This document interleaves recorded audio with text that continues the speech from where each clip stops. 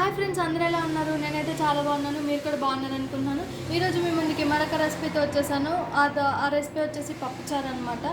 So ముందుగా కందిపప్పుని అయితే కడుక్కొని అందులో వాటర్ వేసుకున్నాను, టమాటోస్ కూడా వేసుకున్నాను, చింతపండు వేసుకున్నాను.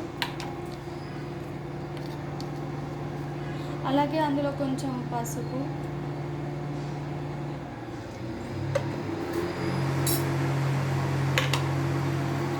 కొంచెం కారం కూడా వేసుకోండి. సో వీటిని అయితే బాగా ఉడకపెట్టుకోవాలి. నేనైతే ప్రెషర్ కుక్కర్లో పెడుతున్నాను. సో చూసారు కదా, ఈ విధంగా అయితే బాగా ఉడికించుకోవాలి.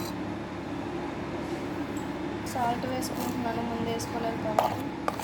సో సరిపడా సాల్ట్ వేసుకోండి. ఇలా ఒకసారి బాగా ఈ విధంగా కలుపుకోవాలి.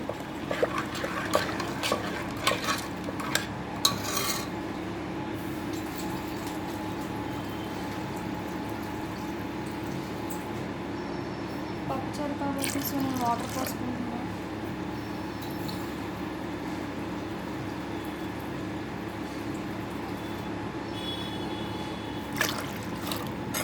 సో చూసారు కదా, ఈ విధంగా పోసుకొని బాగా కలుపుకున్నాక పోపు పెట్టుకోవాలి. చూసారు కదా, పోపుకి అయితే ఆనియన్ నేను కట్ చేసి పెట్టుకున్నాను, అలాగే పోపు కూడా పెడుతున్నాను. ఈ విధంగా ఎండుమిర్చి, ఎల్లిపాయ రమ్మలు, కొంచెం పోపు దినుసులు ఆయిల్ వేసుకొని బాగా వేయించుకోవాలి.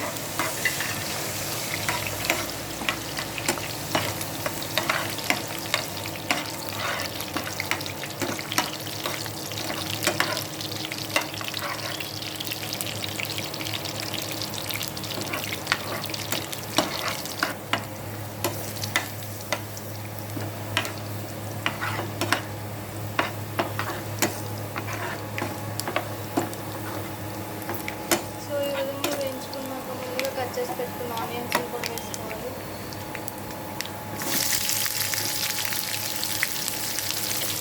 ఇవి బాగా బ్రౌనిష్గా వచ్చేంత వరకు వేయించుకోవాలి. అప్పుడే పప్పుచారు కూడా టేస్టీగా ఉంటుంది. చూసారు కదా, ఈ విధంగా బ్రౌనిష్గా కొంచెం ఇంకా వేగాలి. సో ఇట్లా వేయించుకుంటూ ఉండాలి. ఇంకొక 2 మినిట్స్ అయితే బాగా వేగుతాయి. కదా, ఈ విధంగా వేయించుకున్నాక ముందుగా తయారు చేసి పెట్టుకున్న పప్పులో వేసుకున్నాం.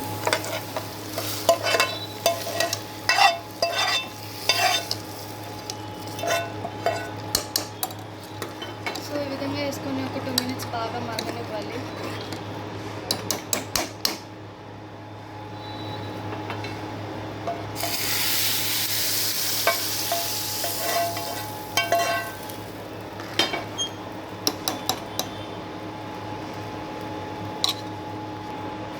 చూసారు కదా, ఈ విధంగా అయితే బాగా తల్లించుకున్నాక ఆపేయండి.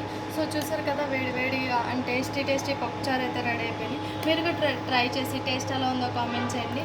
సో ఇలాంటి మరిన్ని రెసిపీస్ కోసం మా TFCC లైవ్ ఛానల్ని లైక్ చేయండి, షేర్ చేయండి, సబ్స్క్రైబ్ చేసుకోండి. Thank you all.